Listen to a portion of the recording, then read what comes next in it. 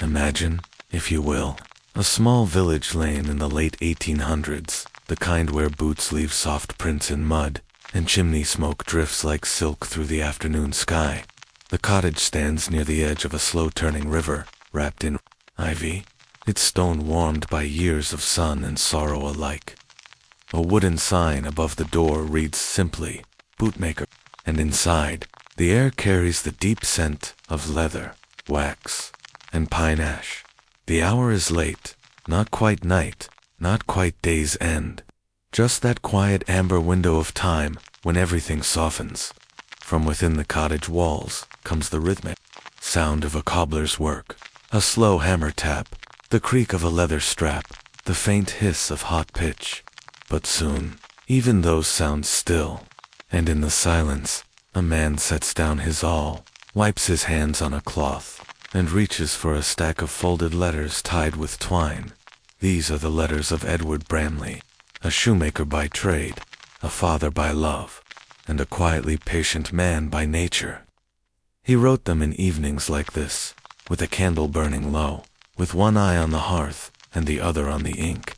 They were meant for his children, for his wife, for no one else, and yet they remain.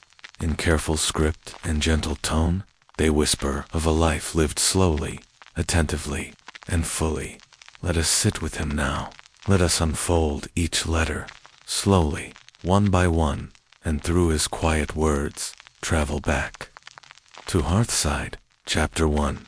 To my dearest Anne, on your 11th birthday, my sweet Anne, tonight, while the fire flickered in the hearth, and the light dipped low across the walls, I found myself holding your letter again, the one you sent last spring pressed neatly, in that careful handwriting of yours. You always took your time forming letters.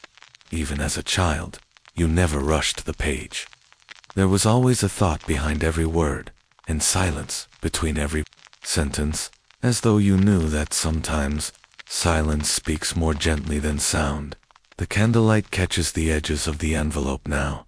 I run my finger across your signature, your daughter, Anne. Such a simple ending, and yet I've read it 100 times. Your mother used to say there was warmth in small things. I never quite understood what she meant, until you came along today, as I stitched a new pair of work boots for old Mr. Headley. I noticed the morning sun through the small round window above the bench. It poured through like honey, soft, golden, patient.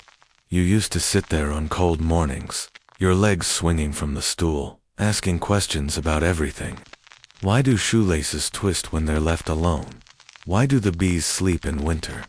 Why do grown-ups hum when they're sad? I never had answers, not the kind you wanted, but you didn't mind. You asked, because asking felt like music, and I listened, because listening to you felt like sunlight. I still keep your drawings in the bottom drawer, under the scraps of leather and the tin of brass tacks.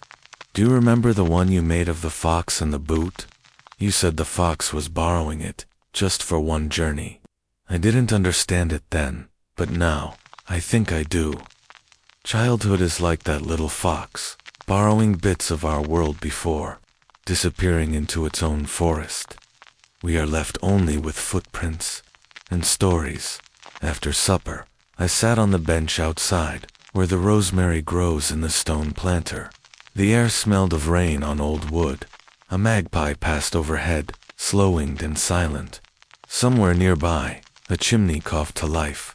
I thought of you then, of your first steps across the cold flagstones, in woolen socks, of how you once insisted on reading aloud to your dolls, even though none of them had ears. Time is strange, and it doesn't pass. It deepens. It gathers like mist around our feet, and before we know it, the road behind us is fogged and full of echoes. But letters cut through that mist. They hold the shape of a moment. That's why I write to you even when there's no postman to carry the words. I wonder what color the sky was above your window today, whether you stood in it for a moment, chin lifted, hands clasped behind your back, the way you always did when you were trying to remember something. Beautiful. Here, the sky was a dull slate gray. But toward the edge of evening, a faint violet ribbon appeared on the horizon. I stood and watched it. It felt like a promise, though I couldn't say what of.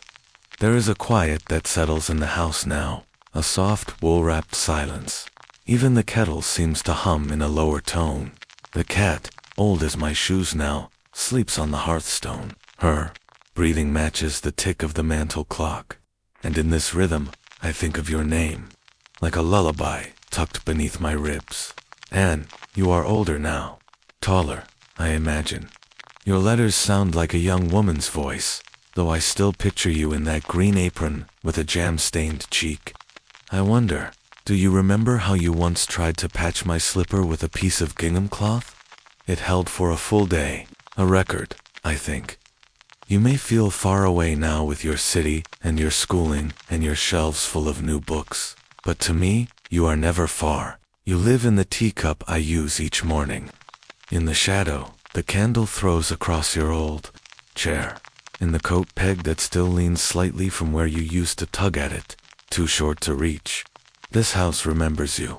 It remembers the hum of your skipping rope, the scent of the lavender you'd tuck under pillows, the way you whispered to the night, as if it might answer back.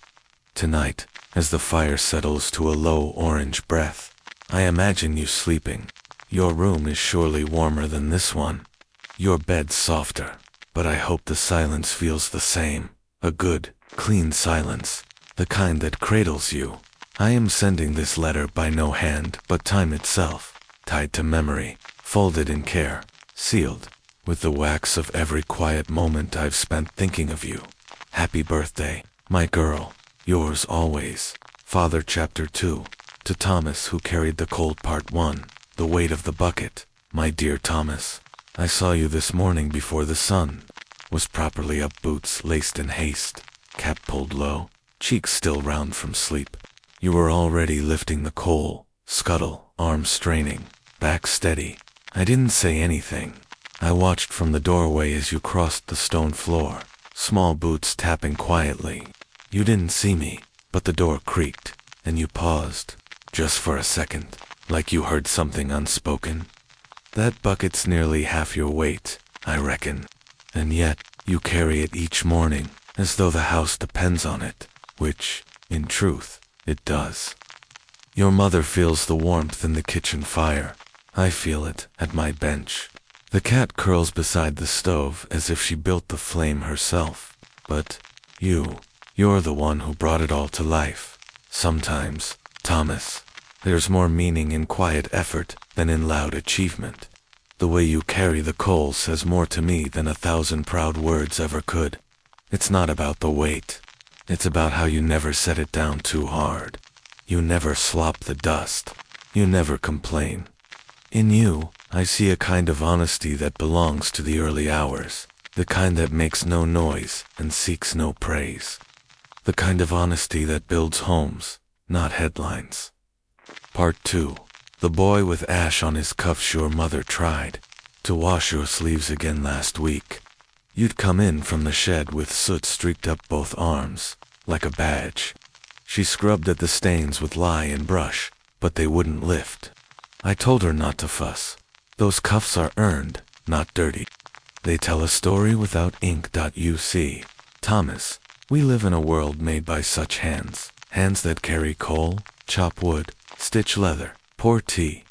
They don't belong in portraits or poems, but they're the ones who build everything we touch.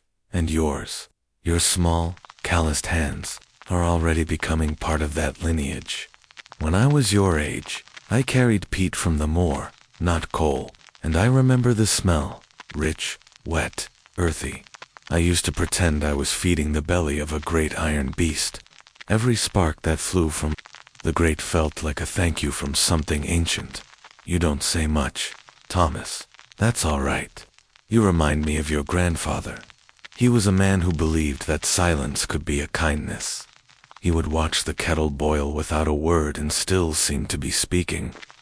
I see that same stillness in you, not the stillness of emptiness, but of listening. Part 3. The things we never say aloud, my dear Thomas. There are some things between a father and son that never find their way into speech. They hang instead in the quiet spaces between the passing of a teacup, the soft scrape of a chair across the stone floor, the brief moment your hand brushes mine as I hand you the bread at supper. We live in those silences, you and I.V. Come to believe that not all love needs language. Some of it is too deep for that, too rooted, too still. It breathes in the things we do, not the things we say. You bring in the coal, I leave your boots by the fire to dry. You refill the kettle when it's low. I smooth the blanket at the foot of your bed when the night turns cold. These are our conversations. Your sister Anne used to ask why I wasn't more talky. That's the word she used. Talky. She wanted long sentences and funny stories, and I tried now and then to find them. But it was never my strength. And I think she came to understand that what I lacked in words, I tried to give in presence. You, Thomas, you understood even sooner. Even as a small child, you never demanded noise. You were content to sit beside me at the bench, watching the thread go in and out of the leather, the needle dancing its quiet rhythm. You'd hold the spare nails in your palm like treasure, your eyes following every motion. Sometimes, I'd hand you a scrap piece of hide and let you tap it with the edge of the awl. You never asked what it was for. You just liked the sound. That soft, hollow thud, like a heartbeat inside a wall. Now, you carry the coal each morning, and you do it the way you've done everything since you were old enough to stand steadily, with your chin down and your thoughts tucked away behind your eyes. I wonder what you think about in those early minutes, when the morning frost is still clinging to the windows, and the house smells faintly of damp wool and ashes. What stirs in your head? Is it a tune? A shape? Do you wonder if the cat is still curled up by the stove, or whether the fire has fully died in the night? Perhaps you think of nothing at all, only the weight in your arms and the sound of your own feet on the flagstone floor. That's all right too. There is honesty in that kind of stillness. Sometimes, Thomas, I wish I could give you a world with fewer burdens, fewer buckets to carry, fewer mornings where cold bites at your knuckles before your tea is even brewed. But the world we have is this one, simple, narrow in some ways, but deeply rooted in its own quiet dignity. And you are becoming a man inside that world, slowly, honestly, without shouting, without complaint. There's a kind of strength in you I don't know that I ever had. Mine came later, and with more doubt. Yours seems to rise each day with the same certainty as the kettle's first whistle, soft, necessary, and sure. It humbles me. Last night, I came across one of your small carvings tucked beneath the stairs, a bit of bark, whittled down to the shape of a bird. You hadn't shown it to me. I don't even know when you made it. But I turned it in my hands for a while, admiring the way you'd hollowed the wings just slightly enough to suggest lift, as though the thing might rise on a gust of breath and vanish into the rafters. You are quieter than most boys, your age, but your hands are always speaking. They speak in firewood, in split logs and straight lines, in carved birds and steady buckets, in warm coals, placed where others will feel the comfort, but never see the labor. I see it. I always do. You don't need to speak often, Thomas.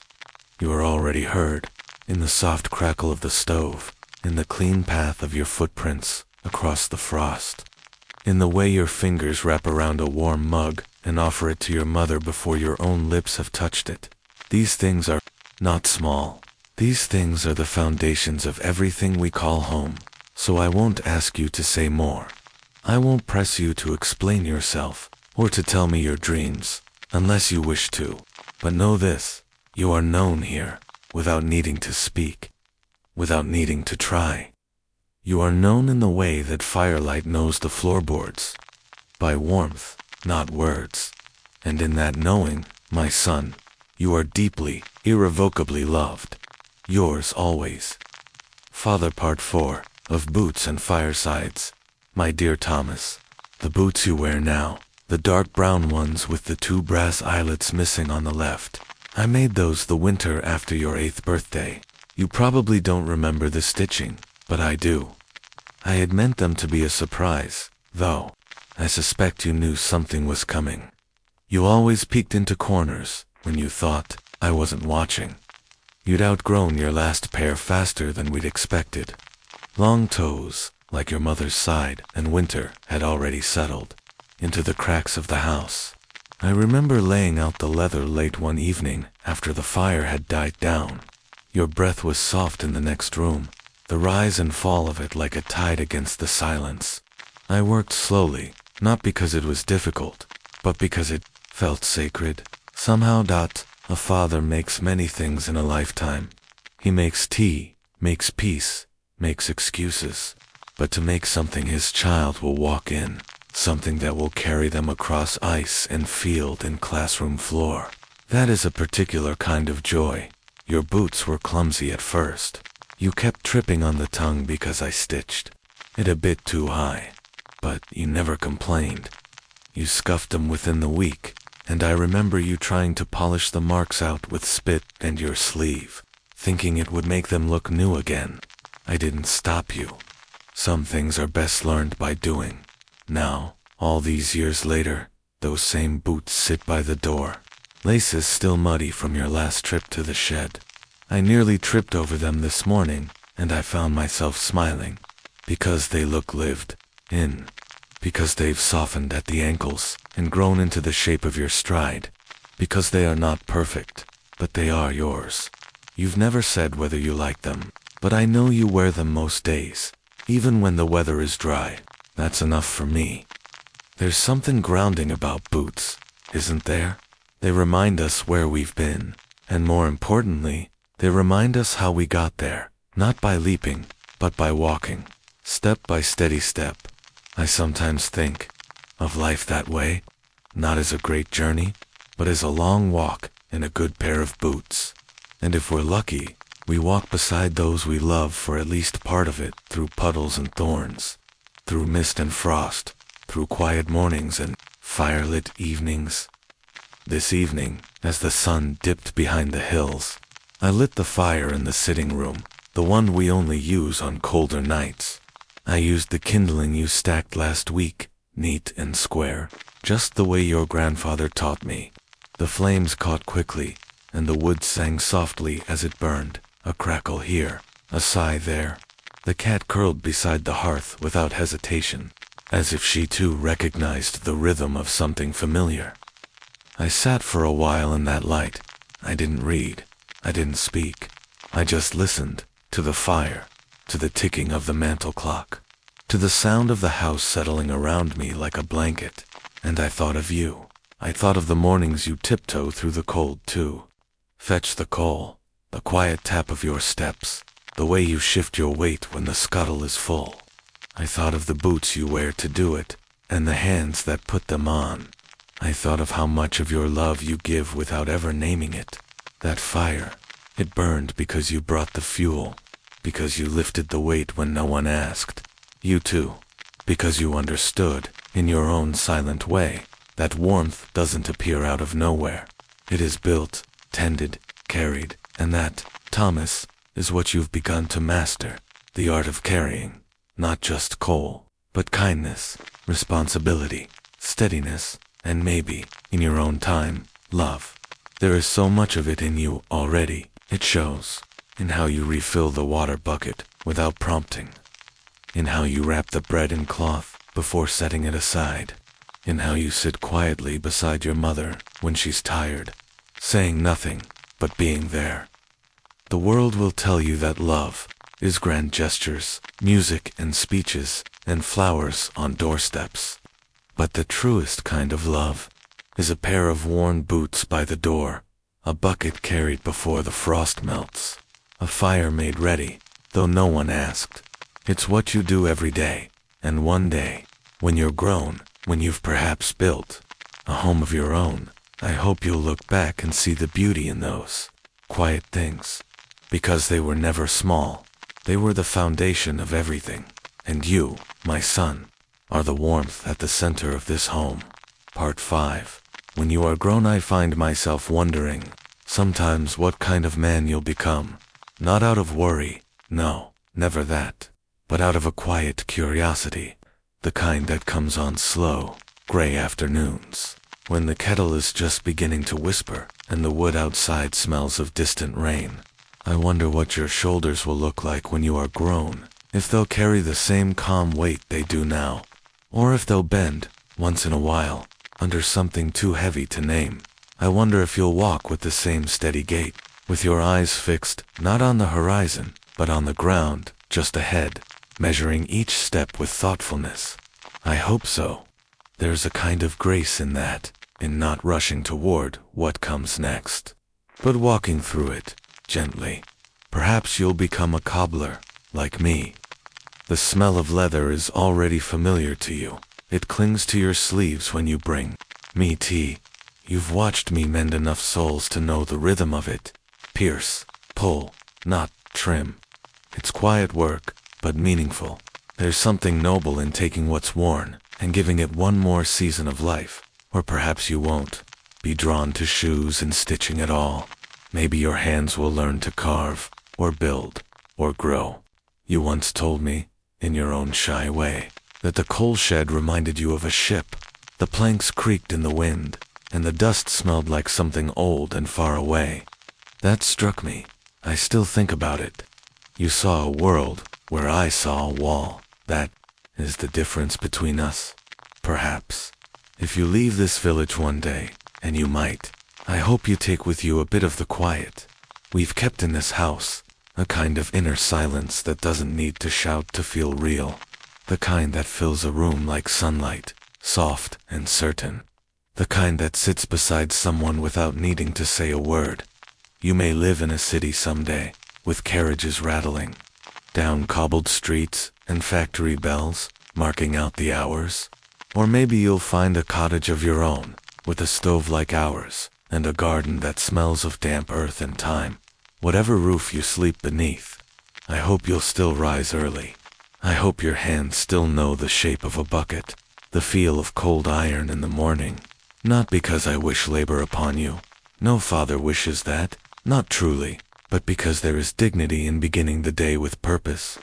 The world may tempt you with noise, Thomas.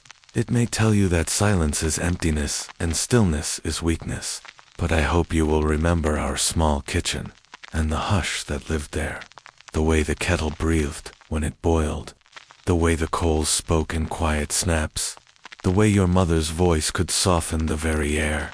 That's not weakness, that's where strength begins. I will grow older. One day, perhaps sooner than I would like, you will be taller than me. You may notice my steps slowing, or my hands shaking a little when I hold the thread. That is the way of time. It takes gently at first, then all at once. But I am not afraid of it. Not anymore. Not while I have watched you become who you are becoming. When you are grown, I hope you will still remember the weight of the coal bucket. Not as a burden, but as a beginning. The first task you chose to take on your own. The first act of care that needed no reward. I hope you will remember the way your boots softened to your step, the way the fire looked when you'd just fed it, the way your father looked at you, even when you weren't looking back.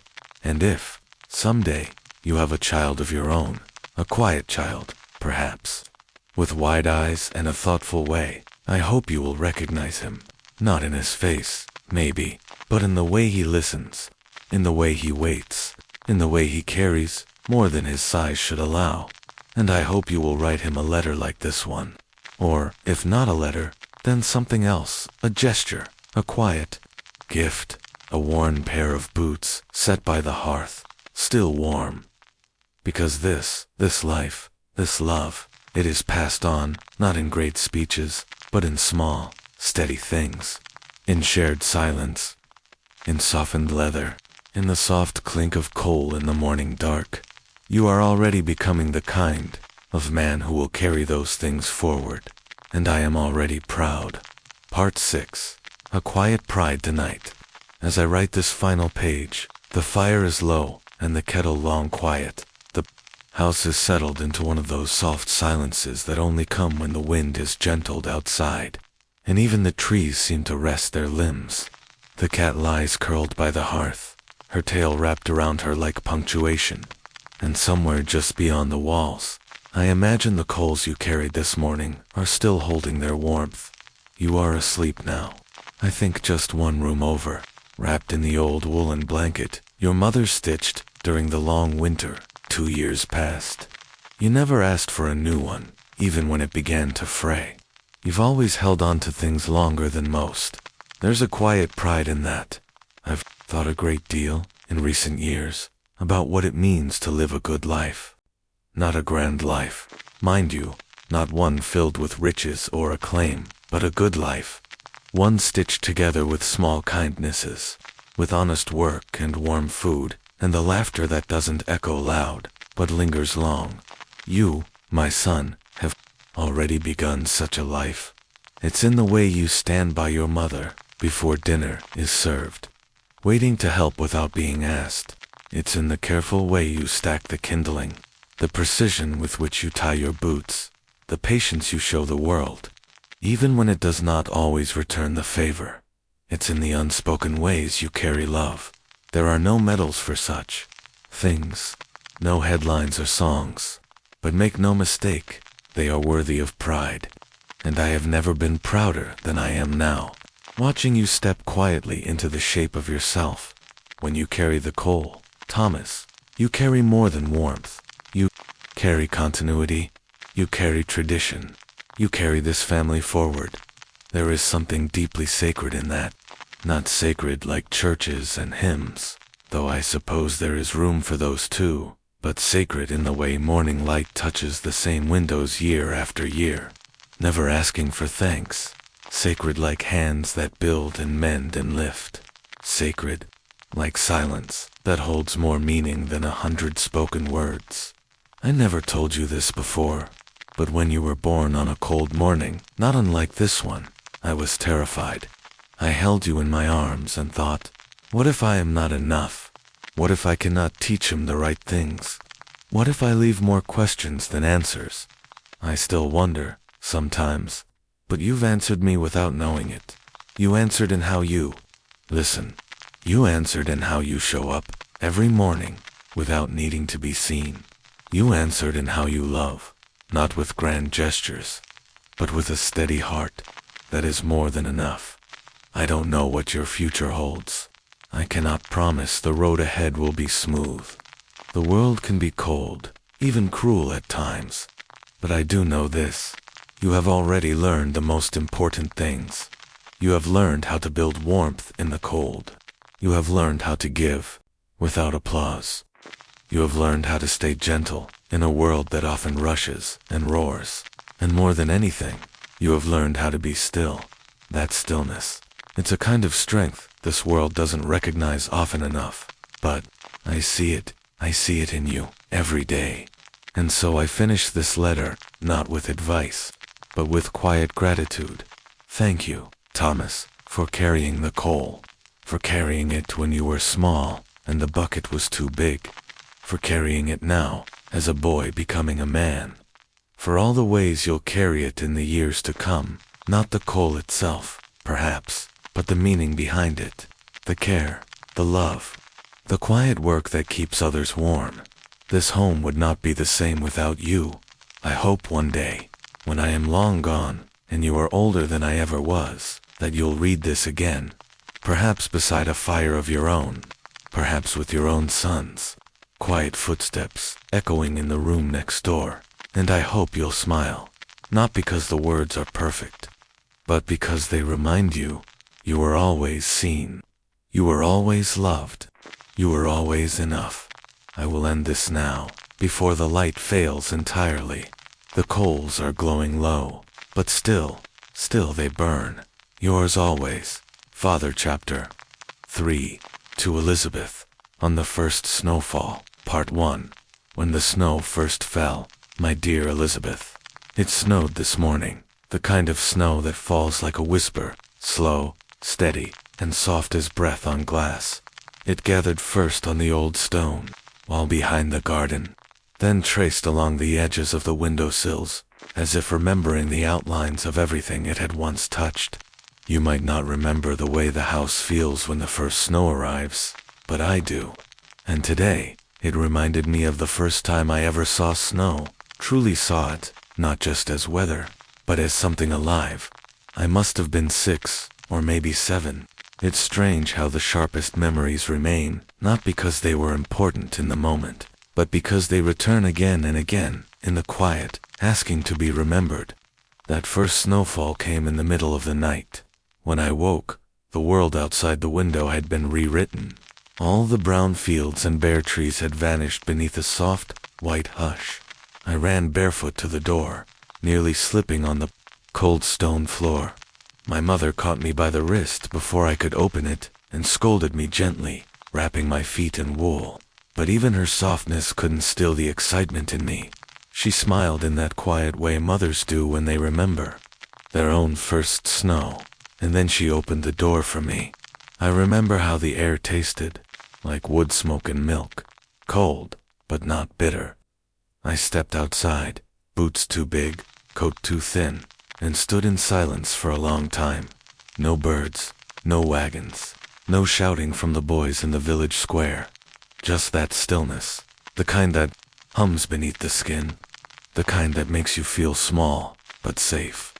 The snow was light then, not yet deep, just enough to make the earth seem soft again, as if the whole village had been tucked under a thick white blanket. I remember reaching out to catch a flake on my palm and feeling, for the first time, how something could be both real and gone in the same breath. It melted instantly, like it had only come to say hello. That morning, I followed the fence line, down to the sheep barn, my footprints the only ones in the world, or so it seemed. The ewes huffed quiet steam into the air, their breath mingling with mine. The snow had settled on their woolly backs, and they didn't seem to mind. I sat on the overturned bucket, just watching, not thinking, just being. Looking back now, I believe that was the first time I understood what peace felt like. Not the absence of noise, or the absence of trouble, but a kind of full silence. The kind that fills a person, not empties them. A quiet that asks nothing from you, except to notice it. We didn't have much in those days. Not in the way people measure wealth now. Our coats were patched, our boots hand-made down, and our stew pots stretched thin by the end of every month. But on that day, that first snow, I felt richer than I ever have. Rich in a way the world couldn't measure. My mother made barley porridge when I returned, red-cheeked and dripping, and I remember the way the heat of the bowl felt against my hands. She didn't say much, she never did, but she set it in front of me like it was a crown, and I ate every bite like it was. That was her way of loving quiet, constant, and always warm. The snow stayed for a few days. I built a crooked little man out back, 2 buttons for eyes, and a potato for a nose, and he leaned slightly, like he was already tired of standing. I gave him my scarf for one afternoon, and when my mother saw, she didn't scold me. She only asked that I bring it in before nightfall, so it wouldn't freeze stiff. Even then, I think she understood the magic of letting children believe. Just for a while, that snowmen might feel the cold too. There's something in snow, Elizabeth, that makes the world feel new again. Even now, all these years later, I find myself waiting for it, not for the inconvenience of it, not the shoveling or the wet socks, but for that brief return to stillness, for the way it coats the trees like lace, for the way it silences the world long enough to hear your own breath. I don't know if you'll remember this house as it was during the snow, the ticking of the stove, the soft creak of the beams, when the wind nudged them, but I hope you'll remember the feeling of it. The way time seemed to stretch longer between cups of tea, the way even the most ordinary things, a spoon, a window, a cat on a chair, looked touched by something gentle. That first snowfall taught me something that has followed me all my life, that some things are meant to be felt, not explained. that wonder doesn't need to shout, and that the world, even when it's cold, can still offer kindness. So when the first snow falls in your own life, whether on a quiet street, or a city corner, or the back garden of your future home, I hope you'll take a moment to pause, step outside, let it fall on your face, listen, and know that you are part of something ancient and beautiful and good. I will write more tomorrow. For now, the snow is calling me to the window again, with love that never melts. Grandmother Part 2, A Hearth Shared. There are winters we remember alone, and winters we remember because someone else was standing beside us in the cold. After that first snowfall of my childhood, the next one I recall with clarity came years later, when I was newly married. I was barely 20. We had no money, very few possessions, and one tiny cottage with a sloping roof that leaked on the western side if the wind blew hard enough. But we had a stove that worked, a kettle that sang, and a bed that creaked when we laughed. And in that small place, during our first snowfall together, we learned what it meant to build warmth instead of just chasing it. I remember waking to a room filled with quiet light. It wasn't sunlight, not the golden kind, but a pale, silver reflection off the snow outside. The room itself seemed to glow softly, as if someone had painted light onto the walls overnight. He, your grandfather, was already up. I heard him moving about in the kitchen, bare feet on old pine floorboards. We had no curtain on the window then, just a bit of muslin tied back with string. I looked out and saw the snow had come during the night again, just like when I was little. Only this time, I didn't run outside. I didn't need to. The joy wasn't in touching it. It was in sharing it. He returned with 2 chipped mugs, tea for me, coffee for him, and I remember the way he smiled when he handed it over. Not a grand smile, just a small one, a knowing one, as if to say yes, I saw it too. It's beautiful. We sat in bed that morning, sipping quietly, not saying much. He traced a foggy pattern onto the window pane with one finger, then pulled the quilt tighter around my shoulders. I remember thinking that perhaps the secret to happiness wasn't in what you had, but in who you sat beside when the snow began to fall. The kettle whistled again later that morning, and we made toast on the fire with salted butter and plum jam. The bread was rough, baked from the last bit of flour we had before payday, and the jam was from a jar his mother had given us as a wedding gift. I don't think anything has ever tasted sweeter. The house was quiet, save for the occasional groan of timber adjusting to the cold. We didn't have a radio yet, and the only book we owned together was a dog-eared copy of Wuthering Heights, which we took turns reading aloud by candlelight in the evenings. I had never known a man who liked to read out loud before. He didn't perform the words. He settled into them, let them drift gently between us like snowflakes. He read to me that night while the snow kept falling. I laid with my head against his chest and listened to the story, though I could barely follow the plot. It was his voice I cared about more than the words. The next day, we went for a walk along the ridge path just beyond the sheep fields. The snow had deepened overnight, and we left long looping tracks behind us. He carried my gloves in his coat pocket and gave them to me only when my hands began to turn pink. "You're always too proud to ask," he teased. And he was right. We passed the old stone bridge, where children sometimes played in warmer months. That day it was silent, blanketed in white. The stream beneath had slowed, dark water still running beneath thin plates of ice. He stopped there and said something I've never forgotten. "You know," he said, "I don't think snow makes things prettier. I think it just makes us slow down long enough to notice they already were." And he was right again. It's easy, Elizabeth, to think love is about the grand things, gestures, gifts, declarations, but I think it's built in the quiet rituals. Tea poured without asking, a blanket tucked just so, words spoken not to impress, but to comfort. That first shared snowfall was the beginning of something much deeper than I understood at the time. It wasn't just about winter or weather. It was about learning to make a life not by decorating it with extravagance, but by filling it with gentleness.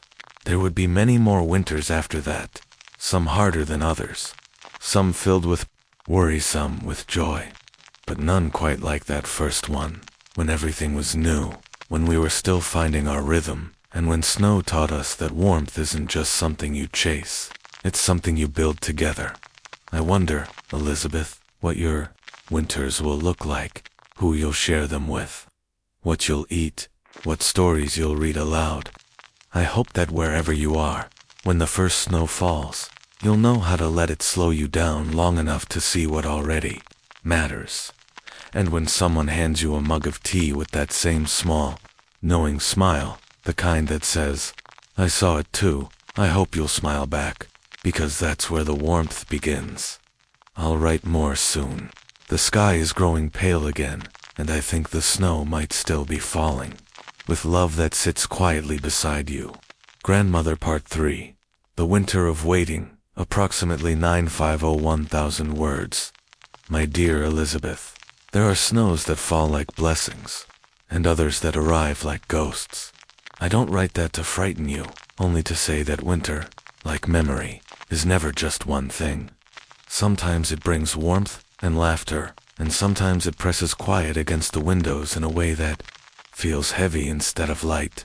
I had one such winter, years after our first together, when the snow came early and stayed far too long. He had left that autumn, called away to join the war, along with so many others. You've likely read about it in your books, or seen the photographs. Men in wool coats standing in lines, steam rising from their breath like morning prayers. But what those images don't show is what it was like to wait. That winter, I learned how long a day can feel when the one you love is no longer beside you to share it. The snow arrived in early November that year. I remember standing at the stove, folding dough for a pie I didn't want to eat, when I saw the flakes begin to drift down. Not the soft kind either. They were sharp-edged, determined. The kind of snow that makes fences vanish and paths disappear. I stepped out with bare hands and a shawl around my shoulders, and let the cold come over me. The wind stung my face, and still I stood there. It wasn't courage, it wasn't foolishness. It was something in between, a stubborn need to feel something, because his absence had turned the days hollow. I didn't build a fire that night. I kept the house quiet. The only warmth came from the oven and the candlelight that flickered faintly across the ceiling like the dance of distant thoughts. I sat near the window, wrapped in a quilt that still carried his scent, tobacco and pine soap, and wrote him a letter I wasn't sure he would receive. I told him the snow had come. I described how the birch trees looked like ghosts in the fog, their branches laced with frost. I told him the stove smoked a little when I lit it, and that the cat had begun sleeping on his side of the bed. I asked whether he'd seen any snow where he was, and whether he still carried the photograph I'd given him, folded once through the middle, tucked inside the left pocket of his coat. There was no reply, of course. Not then. The post was delayed, the war uncertain. Letters arrived weeks late, or never at all. But still, I wrote, as if putting the words on paper could carry them across oceans and trenches and loss on the weeks that followed. The snow deepened. I learned to keep the pipes from freezing by wrapping them in old cloth, and I learned which floorboards creaked most in the silence of morning. I mended socks by firelight and baked bread more often than I could eat. I was keeping time, not like a clock, but like a tide. Each motion, a wave returning. On some nights, the loneliness curled itself around me so tightly that I thought I might disappear into it. But then, once, just once, I walked out during a snowstorm, down the road we used to walk together. The trees had bent with the weight of snow, their branches brushing the path like fingers across a piano. I looked down, and though I knew I was alone, I imagined another set of footprints beside mine. I imagined his voice, low, teasing, calling me by the nickname only he used, and somehow the cold didn't feel quite so cruel. You see, Elizabeth, waiting teaches you strange things. How to hold hope in one hand and silence in the other. How to continue a conversation with someone who isn't there, simply because you believe they might still be listening. How to find warmth in your own bones when none exists elsewhere. That winter taught me patience I never wanted, and strength I never sought. It also taught me that even in absence, love persists. It drifts in through memory like snow, through the cracks in a window frame, soft, quiet, uninvited, and still somehow welcome. He returned the following spring, thinner than I remembered, quieter too, but alive, whole. And when he walked through that door, boots wet with melted snow, he looked at me as if the winter had only made the sight of me more dear. We didn't speak much that evening. We didn't need to. I served tea, and he held my hand across the table. The silence between us was no longer empty. It was full. Full of everything we hadn't said, and everything we had felt in the long, quiet wait. So now, when snow begins to fall, and I find myself alone again, as I so often do, I return to that winter in my memory, not because it was joyful, but because it was real, because it taught me that some winters aren't for celebration, they are for endurance. For sitting beside your longing and letting it become something gentle. I wonder, my dear girl, whether you too will someday have a winter of waiting. If so, I hope you remember, even the coldest snow will melt, even the longest silence will pass, and love, once held, leaves a warmth behind that no frost can undo, always yours. In every season, Grandmother Chapter 3, to Elizabeth, on the first snowfall. Part 4, Ashes in the Snow, my dear Elizabeth. There are snows we long for, and others we dread. I remember the first snowfall after your grandfather died. It came in late December, on a morning when the house was too quiet and the tea had gone cold before I even realized I'd made it. I'd left the curtains open that night, not for any reason I can name, and so I woke to light, not the warm gold of the sun, but the pale hush of snow resting softly on the windowsill. It was the kind of snow that didn't announce itself. It simply arrived, quiet as breath, certain as time. I rose, slowly. Every movement in those days felt like it required negotiation, as if I had to convince my limbs that the world still needed them to move. I walked barefoot to the front door and opened it, half expecting to feel him beside me, just as he had been for so many winters past. But there was only stillness and snow. The world outside was blanketed in silence, not the peaceful kind, but the kind that follows something being taken. The trees stood stiff and bare, their branches etched with frost like veins on an old hand. The path we once walked together was hidden now, buried under inches of white. Even the birds had gone silent, as if they, too, understood what had been lost. That morning, I made only one choice. I would light the stove, not because I was cold, but because he would have done the same. It was a gesture, small, reverent, as if I were keeping a vigil. Firewood was stacked neatly, just as he'd left it, and I remember thinking how strange it was that someone could be gone, yet their preparations remained. I sat by that fire for hours, Elizabeth, not reading, not knitting, just being, and as I watched the snow fall softly beyond the window, I let myself weep for the first time in weeks. Not because it helped, but because it felt honest. Grief, I've learned, doesn't always arrive in a thunderclap. Sometimes it shows up wearing snowflakes. It sits quietly beside you, offering no answers, only presence. In the days that followed, the snow remained. It froze against the shutters, drifted into the corners of the porch, and clung to the edges of the garden fence. I moved through the house as though underwater, each room echoing a memory. His boots still stood by the door. His coat still hung on the hook. I didn't move them. Not yet. Instead, I let the snow wrap the world in stillness. I let it slow everything. That was what I needed most. A kind of sacred pause. I couldn't move forward yet. I didn't want to. But I could sit in the quiet and let winter do what it always does, soften the sharpness of everything. One evening, I took the old photograph of us, the one from our third winter, standing beside the frozen stream, and placed it on the windowsill. I watched the snow gather behind the glass. I watched the light fade early.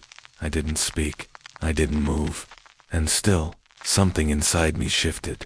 Not a great epiphany, not a dramatic release, just a settling dot, as if the snow outside had drifted inward too, gently covering the jagged parts of grief with something softer, not erasing it, not fixing it, but letting it rest. On the seventh day, I walked out to the edge of the orchard. I carried a small tin, the one he used to keep old matchsticks in, and inside it, a pinch of his ashes. I had saved them for that moment, though I didn't quite know why. I knelt in the snow, in the silence, and opened the tin. I let the ashes fall gently onto the white. They didn't sink, not at first. They scattered like dust, like the last trace of a dream, and then slowly, the snow began to absorb them. It was then I understood something I hadn't before. Grief isn't something we bury, it's something we release. It returns to the world in pieces, in stories, in memories, in rituals no one else may ever see. And the snow, it turns out, is a kind witness. It receives without resistance. It holds without judgment. So now, whenever it snows, I remember that morning, not with sorrow, but with stillness, and something close to reverence, because even loss has its seasons. And in that quiet winter, the snow taught me that some goodbyes are best spoken without words. I don't know what losses you'll carry, Elizabeth. I wish I could protect you from them all, but I know I cannot. What I can offer is this: when the world becomes too quiet, when the air feels too sharp, and when the ache refuses to leave open the window, let the snow come in. Let it fall on everything that hurts.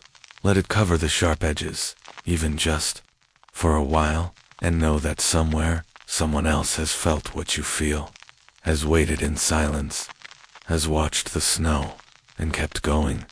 With the gentlest love I can offer. Grandmother Part 5. A letter in the snow. My dear Elizabeth, there are moments when the past returns, not loudly, not dramatically, but like a snowflake landing on your sleeve, quiet, delicate, and suddenly, you notice you've been waiting for it all along. It happened on an ordinary winter morning, many years after he'd passed. I was not expecting anything, truly. The sun had barely risen, and I was already sweeping the frost from the doorstep, as I'd done every morning that month. The wind had dropped overnight, and the world outside wore its silence like a soft scarf. And then, the postman came. He looked puzzled, standing by the gate, holding out a small worn envelope, as if unsure it belonged in this world at all. The ink had faded to a ghostly gray. The corners of the paper were softened and bent, and the stamp, so old it bore a monarch we hadn't spoken of in years, was barely intact. I took it with gentle hands, thanked him, and stepped back inside. It took me several moments before I recognized the handwriting. His handwriting.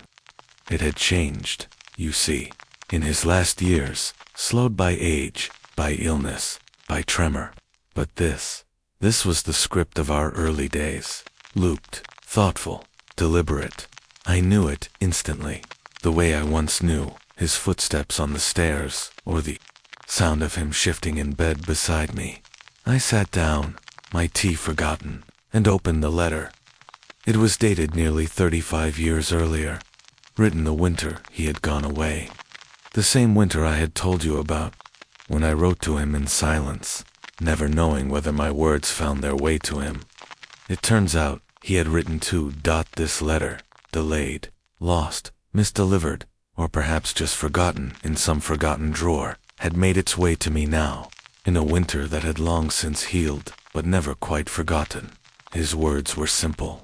No grand declarations, no poetic flourishes, just him, describing the snow that had fallen on the tents that week, how his boots had frozen stiff in the night, how he missed the sound of the fire crackling at home, how he hoped the cat was still, sleeping on his chair. And then this line, "If the snow has come to you, too, I hope it's the soft kind, the kind that forgives everything." I read that sentence a dozen times. The kind that forgives everything. Perhaps he knew, even then, that the snow would come to mean something more to me than just cold and silence. Perhaps he was trying, in his way, to offer comfort, not just for that winter, but for all the winters that would follow. There's something sacred about receiving words long after their sender has gone. It's as though time folded in on itself. For a moment, not to bring someone back, but to let their voice ring out one more time. I didn't cry when I finished the letter. Instead, I walked outside. The snow had begun to fall again, gently, like breath. I stood in the garden, holding the letter in both hands, and let the flakes settle on my hair and shoulders. I didn't speak aloud. I didn't need to, because in that moment, he was with me, not in some grand, spectral way, but in the hush between the falling snowflakes, in the softness of the air, in the silence that followed a message finally delivered. After all those winters, the lonely ones, the grieving ones, the quiet ones, the snow had returned with something unexpected. A piece of the past that reminded me love doesn't vanish with time. It lingers.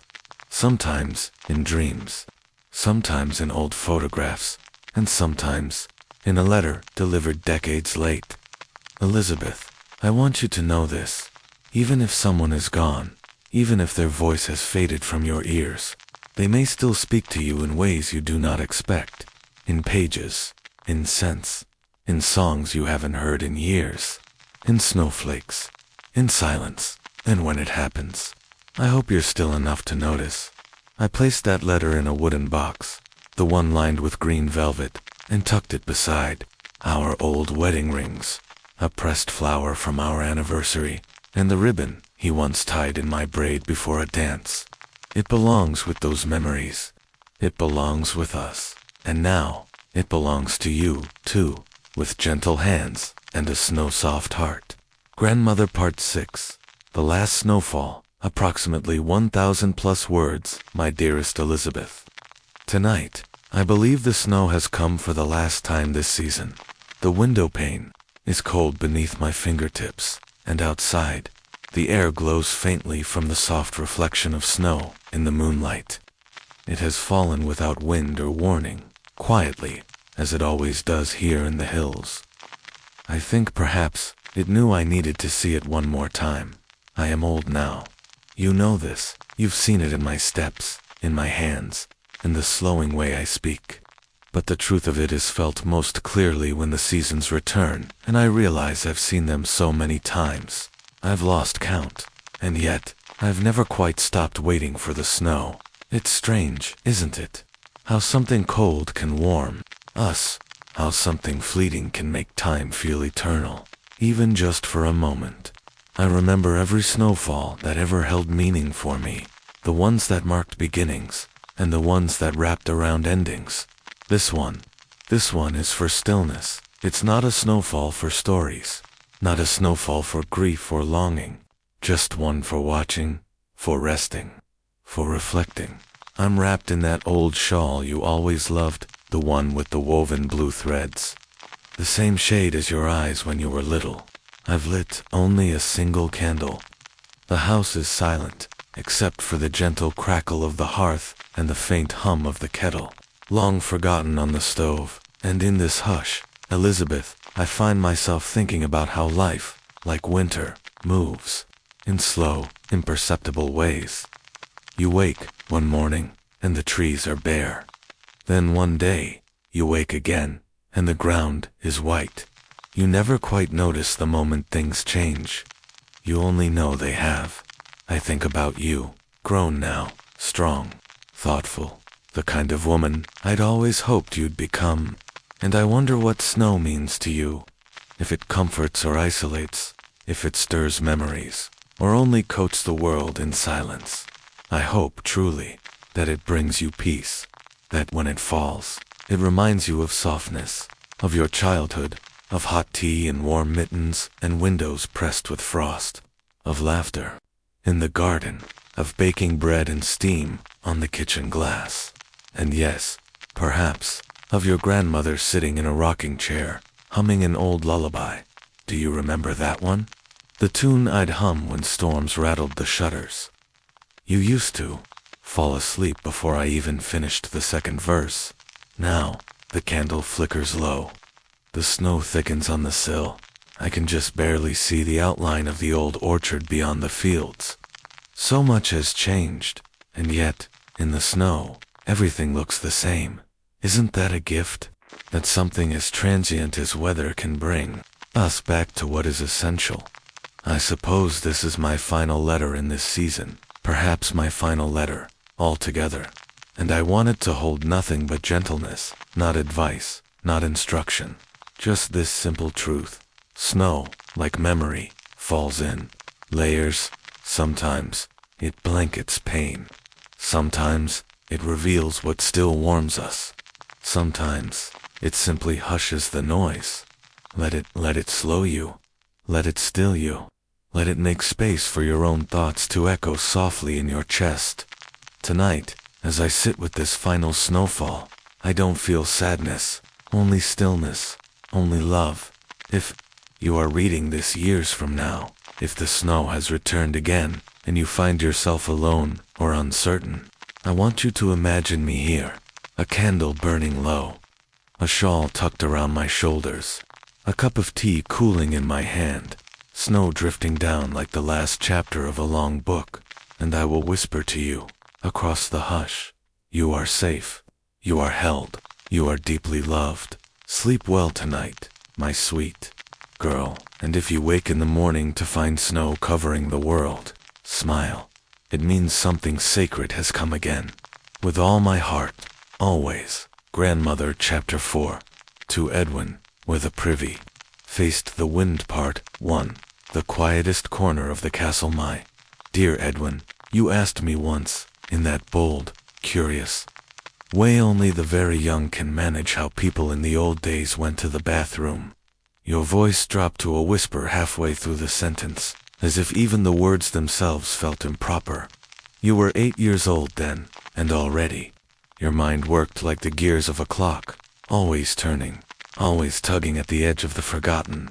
I didn't answer you then. I believe I changed the subject to soup, but now that years have passed, and you're grown, and perhaps wiser, though I hope not, too wise to still ask strange questions, I feel it is time I answered you properly, kindly, and without shame. You see, Edwin, a great many things change over time. Kings, kingdoms, inventions, manners. But one thing never does, the simple human need to relieve oneself.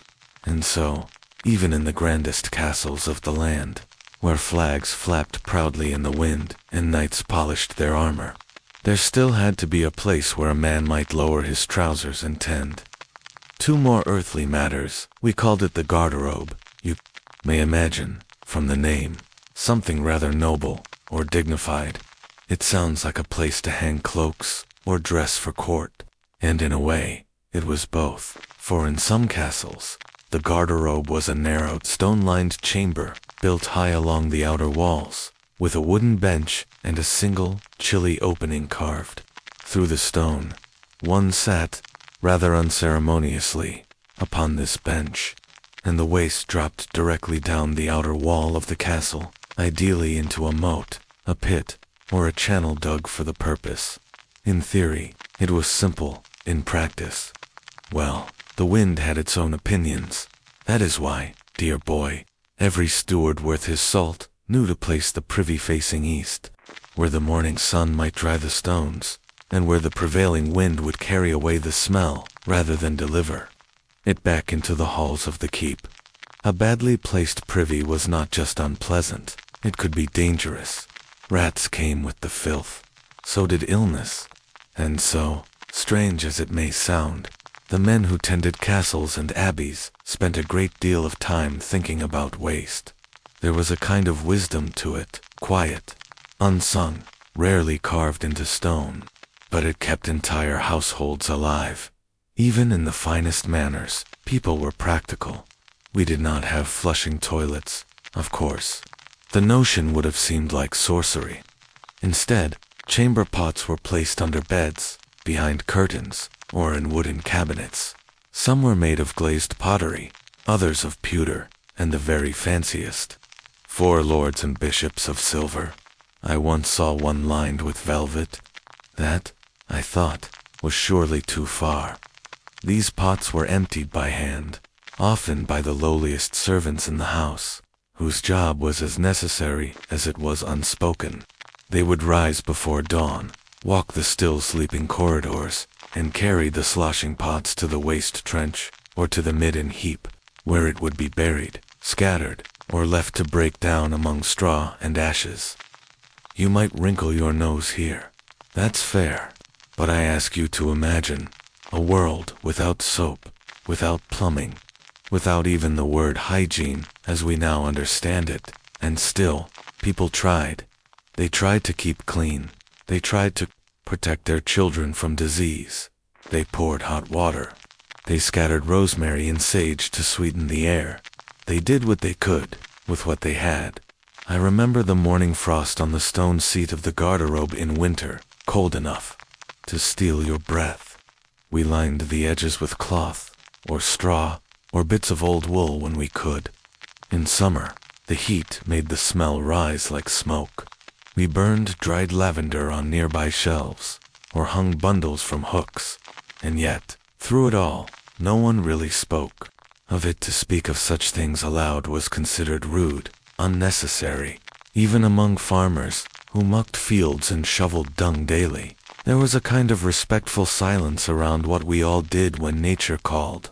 It was simply understood, I believe, Edwin, that tells us something important.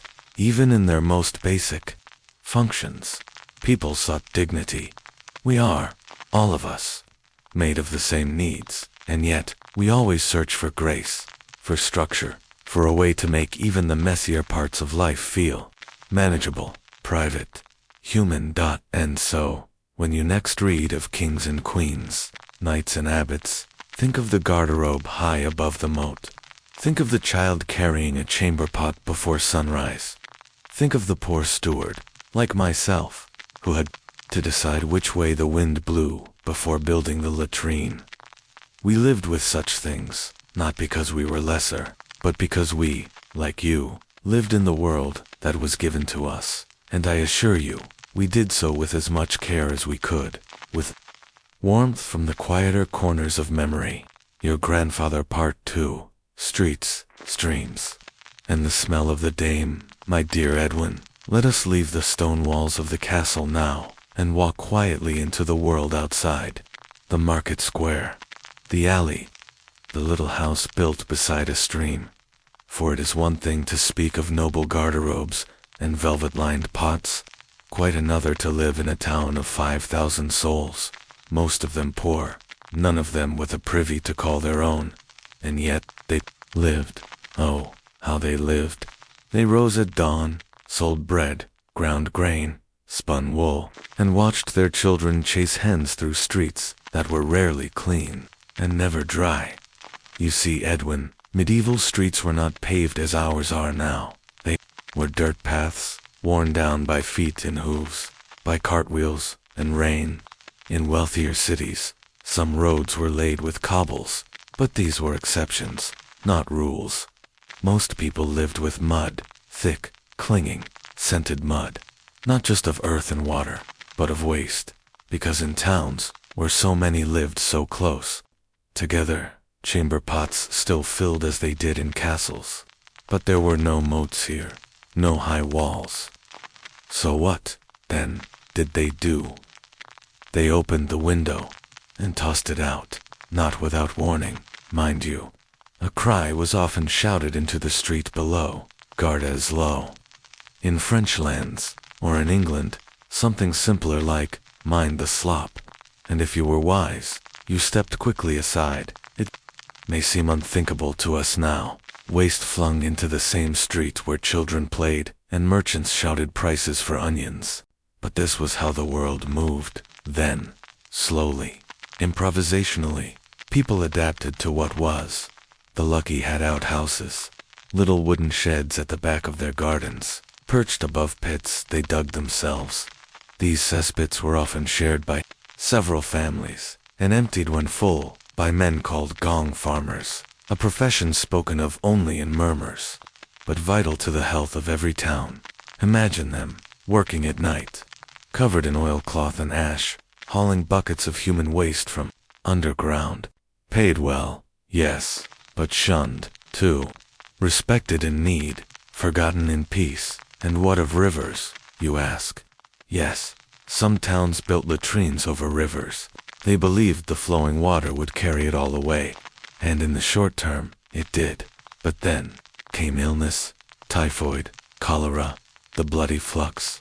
When people drank from the same streams they defecated into, sickness came like wolves in winter, sudden, sharp, and hard to stop. We did not yet understand germs, not truly. We spoke instead of miasmas, bad air that rose from filth and caused disease. We hung sweet-smelling herbs in our windows, burned rosemary, myrrh, or damp peat to mask the stench. Some wore pomanders, small balls filled with spices, around their necks, hoping they might keep death itself at bay. In some places, kings and councils banned the throwing of waste into the streets. There are old records from London, Paris, York, edicts demanding that filth be buried or carted away. But laws are only as strong as the hands that enforce them. And not every hand cared. Still, the people endured. They wore wooden pattens over their shoes to lift them above the muck. They washed with lye soap when they could afford it. They gathered water before dawn, before others had dirtied the well. They boiled their linens, hung them in the wind, prayed over the sick, and carried on. They learned, over time, what helped. And though it is easy to look back and wrinkle one's nose, I tell you this not to disgust you, Edwin, but to remind you that, even in the most difficult conditions, people sought order, cleanliness, decency. It was not always possible, but the effort mattered. They made walkways of planks across muddy courtyards. They used straw and rushes on floors to soak up spills and smells, changing them as often as they could. Even the poorest family might keep a basin by the door for washing hands. It was never perfect. Often it was far from it, but it was home. We must be careful when we study the past, not to mock it, nor to romanticize it. It was what it was, often difficult, sometimes dreadful, but always lived in full. Every time a woman swept her stoop, every time a child rinsed a cloth in cold water, every time someone left a sprig of mint by the sill, these were acts of hope, quiet ones, unseen, but real, and it is these I choose to remember. More soon. Your grandfather, Part 3, Monks, Pilgrims, and the Clean Soul, my dear Edwin. We've walked through castle halls and crooked town lanes, and now I ask you to join me on a quieter path, one shaded by orchard trees and lined with stone walls. The road to the monastery. Monks, you might imagine, lived lives of spotless order, and in many ways they did. Bells rang at exact hours. Meals were eaten in silence. Books were copied with near-reverent care. Yet, even in those cloistered halls of prayer and parchment, the needs of the body could not be forgotten. The monastic rule, especially that of Saint Benedict, advised moderation in all things, even in cleanliness. It recognized the human body not as a shameful vessel, but as a gift to be respected. Let all things be washed, he wrote, before they are used at table. And so they were. Monasteries, unlike towns, often had the means to construct latrines built over running water, clever stone channels, or diverted brooks that flowed beneath a long bench of wooden holes, often set inside a stone building known as a The word is hardly poetic, but the system was practical. The monks would file in quietly, robes rustling, and do their business in silence. The stream below carried waste away, or so they hoped. In cold seasons, ice made things less pleasant. In summer, the smell returned no matter how holy the air. But what set these places apart, Edwin, was not just structure, it was intention. Cleanliness was tied to humility, to stewardship, to care for the gift of life. Monks bathed regularly by medieval standards, perhaps once a week, often before Sunday Mass. They scrubbed their hands and feet. They laundered their robes. They even cut their hair short in the tonsure, not just as a sign of devotion, but to keep lice at bay. Not all succeeded, of course, but the effort remained. Travelers, too, had to adapt. Pilgrims, especially, who walked for weeks toward shrines or sacred relics, slept in hostels, drank from roadside wells, and carried little more than a satchel and a prayer. For them, hygiene was a luxury, and yet, even the most worn pilgrim tried, dipping a cloth in the stream to wipe the dust from his face, washing his feet at dusk, using moss or leaves for relief when needed. Some hostels offered shared privies, though these were often dark, fly-ridden corners behind a stable or beside a midden. A bucket of lime might stand nearby, used to sprinkle over waste and suppress the smell. A kindness more than a cure.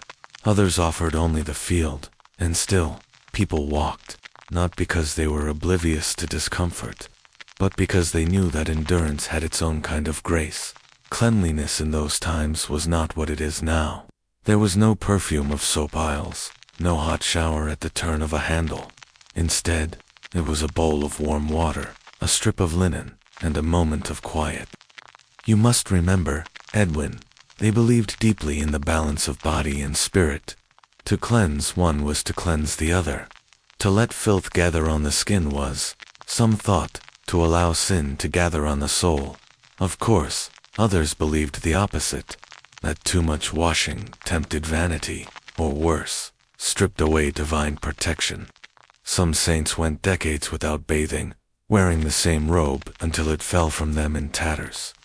They saw their suffering as holy, and so, as with much in the old world, ideas clashed. Cleanliness was praised, cleanliness was feared. What mattered most was the intention behind it. When monks washed their feet, they did so in silence, each pouring warm water for his brother, not as a chore, but as an act of service. When pilgrims bathed in rivers, they did so not only to soothe the dust of the road, but to feel something closer to renewal. Even the poor woman who boiled her children's rags in lye, kneeling by the hearth, did so with prayer in her heart. A clean shirt meant dignity, a rinsed floor, hope, and in these small, often forgotten acts, we find the true story of the medieval world, not in kings or wars, but in water carried, cloth wrung out, feet washed before sleep. So the next time you wash your hands, Edwin, and I hope you still do, thoroughly think of the monk who gathered mint for the washing basin. Think of the tired pilgrim by the riverbank. Think of the silent care behind every cloth laid out to dry.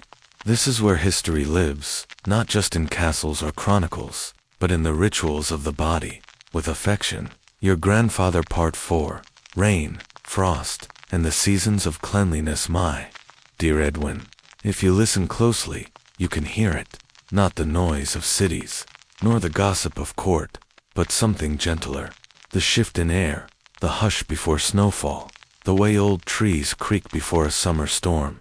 These were the clocks your ancestors lived by. The medieval world was not guided by ticking seconds, Edwin, but by the seasons. And so too was their cleanliness. Take spring, for instance, the thaw of hard ground, the trickle of meltwater through lanes. It was a season of scrubbing, of linen stretched over hedgerows, of floors rinsed with boiled rosemary water. This was when clothes were soaked in lye, beaten at riversides, then dried in the rising sun. People washed more in spring, not out of whimsy, but because they could. Water was flowing, firewood easier to find, and warmth returned to bones once stiff with cold. It was in spring that monasteries performed their great seasonal purifications, always scrubbed, cell floors raked and resanded. Even the latrines were cleaned. their channels inspected, and stone seats mended with lime and slate. Summer brought challenges of its own. Warmth meant growth of flowers, yes, but also flies' smells grew stronger. Waste, if left too long, ripened into something nearly alive. In towns, this meant rushes needed replacing more often, and chamber pots were emptied faster. The air itself grew heavy, but water was plentiful. Wells were full, and streams, though slow, still ran. Children bathed in shallow creeks, men rinsed sweat from their brows. Women gathered herbs, not just to flavor meals, but to scent the water they used to bathe. Lavender, sage, and mint, whatever could be grown or traded. Even poor homes, without the means for perfume or soap, might crush petals into vinegar and mix them with warm rainwater for a simple cleansing. Autumn, however, was the season of preparation. Everything turned toward preservation of food, of light, of warmth. Firewood was gathered. Soap was boiled down in great vats, made from tallow and lye, stirred with long wooden paddles. Strong, bitter stuff, but it served its purpose. It was an autumn that people washed their bedding one last time before frost. Blankets beaten and aired. Straw ticks refilled. Hearths cleared, not for vanity, but for comfort, and to keep pests at bay during the long dark ahead. Then came winter, and everything slowed. Washing became rare. Water, if not brought in the night before, froze solid in buckets. To undress fully was dangerous, not just for the cold itself, but for the sickness it invited. Fevers took hold easily in winter. Instead, people practiced what you might call layered cleanliness. They wiped with cloths dampened by warmed water.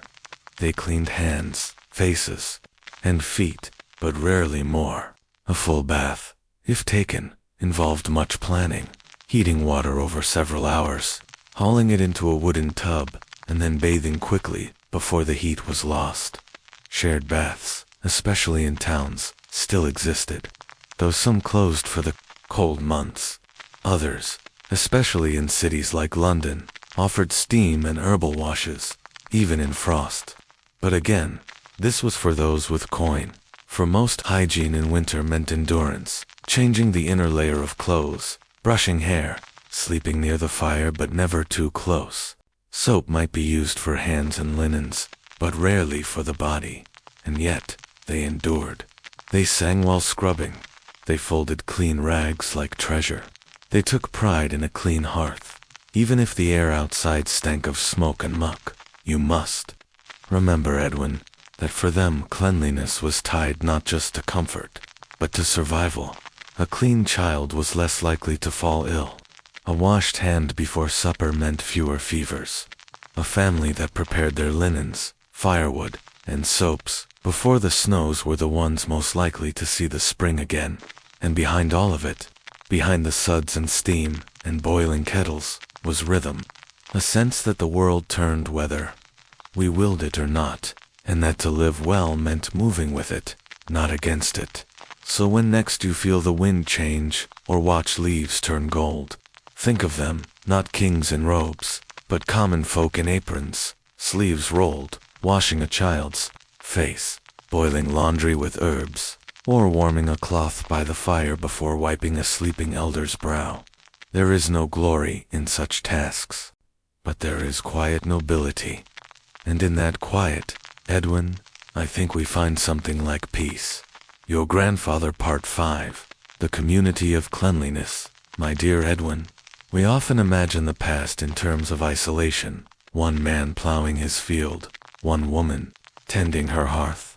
But the truth, soft and unspoken as it may be, is that life in the medieval world was woven tightly together, especially when it came to things no one liked to talk about: waste, filth, and keeping things clean.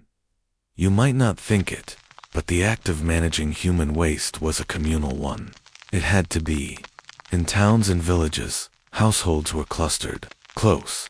A privy emptied carelessly could foul the neighbor's well. A midden left to overflow could attract rats that didn't care whose doorstep they crossed.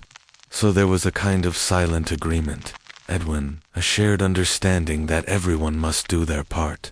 For everyone else's sake, let us begin in the village. Here, the midden heap, a pile of household waste, often tucked behind cottages or at the edge of fields, was common ground. Ash from the hearth, scraps of food, vegetable peels, straw from the floor, and yes, human waste too, were dumped here. But it wasn't seen as filth in the modern sense. It was part of the cycle. Over time, the heap would break down. Farmers would turn it into compost, a mix of dung and straw and rot that come spring could feed the fields. They called it night soil, and though the name may wrinkle your nose, to them it was precious. Crops grown from clean earth meant bread on the table. Children helped carry slop buckets. Women raked the waste heaps smooth. Men mixed in straw or spread the compost across their gardens.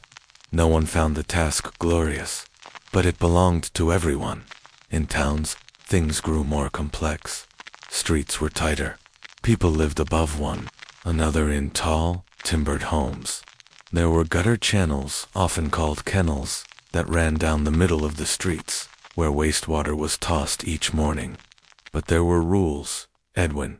In many towns, one had to shout Gardez-vous, from the French garde à l'eau, meaning watch out for the water, before emptying a chamber pot out the window. Yes, it's true. Some towns had designated waste collectors, men paid to haul away the night soil in carts. They wore rough coats, often stuffed with dried herbs to block the stench. In London, they were sometimes called rakers, and they worked through the night, scraping refuse from alleys and carting it beyond the town walls. It was an ugly job, but it mattered. These were the unsung hands that kept the city from drowning in its own filth. In some places, especially wealthier towns, public latrines were built, long wooden benches, over running water, paid for by merchants or guilds. They were often used by market folk, or those too poor to have a private privy. And again, they were cared for by many hands, cleaned, inspected, lime scattered across the floors to keep the worst of it at bay. Even in monasteries and large manors, waste wasn't just managed privately. There were rota schedules that assigned brothers or servants to cleaning duties. One monk might scrub the latrine stones, another might carry out soiled straw, a steward might ensure the channels beneath the cloister flowed freely. Everyone contributed, and in that contribution, a strange kind of dignity was born. You see, Edwin, these tasks, lowly though they seem, were a form of care. A mother wiping a child's hands, a man scrubbing a bucket so it wouldn't sicken the household, a neighbor helping repair a broken privy door. These were acts of silent guardianship, of love without ceremony. Even the law, in many towns, enforced cleanliness. For the good of all, guilds required their shops to keep floors clean. Markets banned the sale of meat too close to waste piles. Inns were fined for overflowing chamber pots or foul-smelling stables. The assumption was clear. To live among others was to bear some responsibility for them. And when disasters came, floods, fires, outbreaks of plague, it was often the waste and water systems that revealed a community's strength.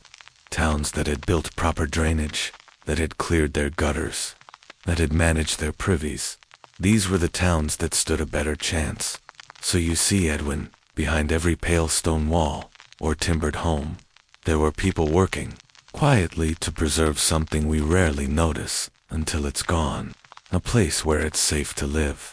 Perhaps that's what I want you to remember most, that even in a world without plumbing or antiseptic, without sprays or soaps, people took pride in keeping their homes and their neighborhoods safe, not because they were told to, but because they knew that to keep clean was to keep each other alive. No song was ever written for the woman who scrubbed the family's only chamber pot, no statue raised for the man who raked the street at dawn, but they mattered, and they still do. Yours always, your grandfather. Part 6. What we leave behind, my dear Edwin. I have written to you of middens and muck, of privy pits and steaming pots, of how your ancestors bent their backs and pinched their noses all in service of a task no one wished to talk about. But now, as this letter draws to a close, I want to speak not of filth, but of what it means to live closely with the earth, and with each other. Because, you see, what fascinates me most about how people once went to the bathroom is not the smell, or the mess, though both were plentiful, but the humility that underpinned the act. There were no buttons to press, no porcelain to shine. Waste was not hidden, nor was it quickly whisked away by unseen pipes. It was confronted, daily, seen for what it was, a part of life, unpleasant but universal, something shared by the bishop and the beggar, the baker and the lord. This, I think, gave people a deeper sense of their place in the world. They knew the limits of the body. They knew the rhythms of digestion and discomfort, the feel of cold stone beneath them in the privy, the scrape of straw or linen after. They did not pretend, as we so often do, that the body is pristine. They accepted it not with delight, but with practical kindness, and in doing so, they accepted others. You could not live shoulder to shoulder in a medieval town, smell the same streets, share the same dung carts, and still think yourself better than your neighbor for long. Everyone's waste stank the same. Everyone's needs were bound to earth and water and time. There is a leveling force in that, Edwin, a kind of democracy of the flesh. Even in castles, with their garderobes and high stone towers, the nobles still needed their waste to drop. Somewhere, it fell into moats, into pits, into the same earth that fed the peasants' gardens, and sooner or later, the same wind carried its smell to rich and poor alike. They lived without illusions, those people. That is not to say they were saints, far from it. But they understood something we sometimes forget, that no matter our station, we are all bound by the same humble needs, and perhaps more importantly, they knew how to live with those needs without shame, not shamelessness. No, there were boundaries, propriety, customs to be followed. But there was no hysteria, no horror, no obsessive sterilization, just patience, routine, the quiet knowledge that one must empty the chamber pot, clean the floor, carry the bucket, because these things mattered, and because someone must do them. And when the job was done, they returned to the hearth, to supper, to song. I wonder, sometimes, if we have lost something in forgetting this, in hiding waste so well, in masking every scent, sanitizing every surface. We have made ourselves a little uneasy, as though being human is something embarrassing, something to be erased. But your ancestors did not think so. They lived closer to the edge of discomfort, and in doing so, they built strength. Strength of habit, strength of community, and perhaps, most importantly, strength of compassion. Because when you have hauled someone else's waste, when you've cleaned a sick child's bed, when you've held your nose and still gone on with the work, it's hard to be cruel. You have seen the humbling parts of life, and in seeing them, you begin to understand what really matters. Not polish, not appearances, but kindness. A warm cloth on a fevered brow. A father rising before dawn to scrub the privy. A child carefully folding the clean linens after their weekly wash. These are the gestures that knit a life together. And though we now have pipes and porcelain, deodorants and detergents, the principle remains unchanged. To care for what is unpleasant is one of the clearest signs of love.